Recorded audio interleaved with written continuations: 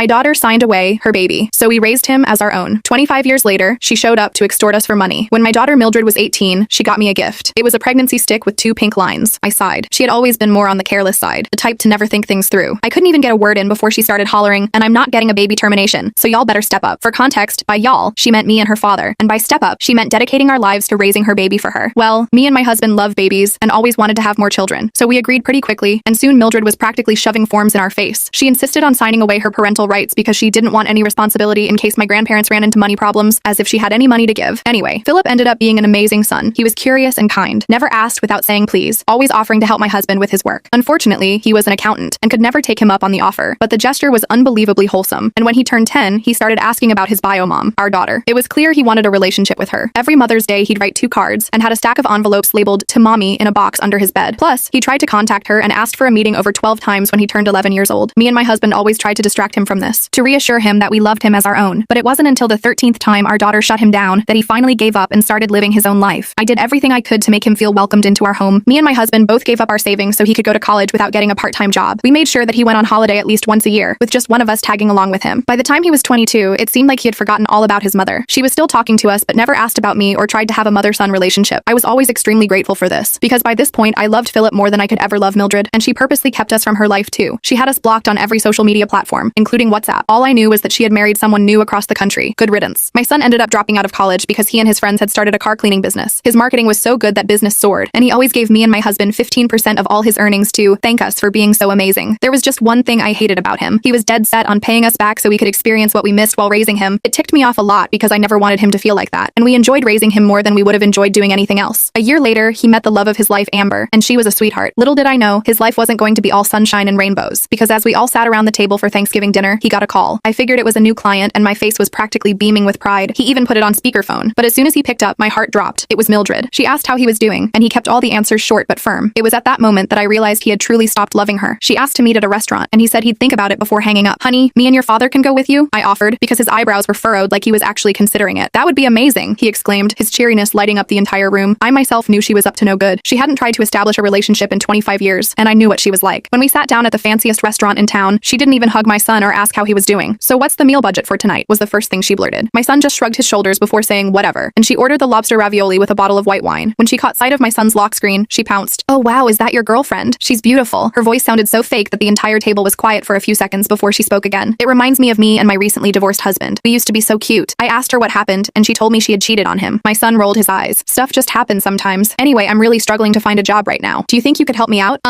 I guess. Great. What she said next shook me to my core. I'm going to need around $14,000 to secure an apartment. I'll send you my bank details, so make sure to send the money before the weekend. I expected my son to get angry, but instead he just nodded and waited for the food to arrive. So I opened my mouth to speak and rip her a new one, but then I felt a pinch under the table. It was my son, so I just stayed quiet. Little did I know, my sweet son had an ace up his sleeve, and my daughter was finally going to suffer the way she deserved. When we got home that night, I was still fuming. I paced around the kitchen while Larry made us some tea, trying to calm me down. Philip sat at the counter, scrolling through his phone like nothing had happened. I just don't understand how you can be so calm about this, I said to him. That woman abandoned you, ignored you for years, and now she just waltzes back into your life demanding money? Philip looked up from his phone with that same mysterious smile. Mom, trust me, I've got this handled. What does that even mean? I asked, exasperated. He showed me his phone screen. He'd opened his banking app and was in the middle of making a transfer to an account I didn't recognize. The amount? Exactly $14. $14? I asked, confused. Yep, she asked for money. She didn't specify how much in her text, so I'm giving her money. $14 should cover a nice lunch, right? Larry burst out laughing. I couldn't help but join in. The tension in my shoulders finally released. My boy wasn't a pushover after all. You're something else, kid, Larry said, patting Philip on the back. The next morning, I was making breakfast when Philip's phone started blowing up with notifications. He was still asleep, but his phone was on the kitchen counter charging. I wasn't trying to snoop, but the messages kept popping up on his screen. Where's the rest of it? One read. This isn't funny, came another. I need that money by tomorrow. I woke Philip up and showed him. He just chuckled, typed something quick, and went to take a shower. I couldn't help myself. I peeked at what he'd written. Sorry, budget's tight this month. Hope the $14 helps. The calls started coming in around noon. Philip ignored them all, letting them go to voicemail. By evening, there were 17 missed calls from Mildred. Philip listened to the voicemails with the phone on speaker so Larry and I could hear. Each one got progressively angrier and more desperate. You think this is some kind of joke? She screamed in the last one. I'll show you what happens when you mess with me. I started to worry. Maybe we should call the police? That sounded like a threat. Philip shook his head. She's all talk. Always has been, right? I nodded, but I wasn't convinced. I knew Mildred better than he did. She could be vindictive when she didn't get her way. 3 days passed with no word from Mildred. I started to relax, thinking maybe she'd given up. Philip went back to work at his car cleaning business, and life seemed to return to normal. Then it happened. I got a frantic call from Philip around lunchtime. Mom, she's here, at the business, making a scene. I grabbed my keys and Larry, and we raced over to Philip's shop. When we pulled up, I could hear the shouting from the parking lot. Mildred was standing in the middle of the reception area, screaming at the top of her lungs things while customers looked on in horror. You owe me. I gave birth to you. The least you could do is help your mother out. Philip was standing there, calm as could be, hands slightly raised in a placating gesture. Ma'am, I'm going to have to ask you to leave. You're disrupting my business. Ma'am,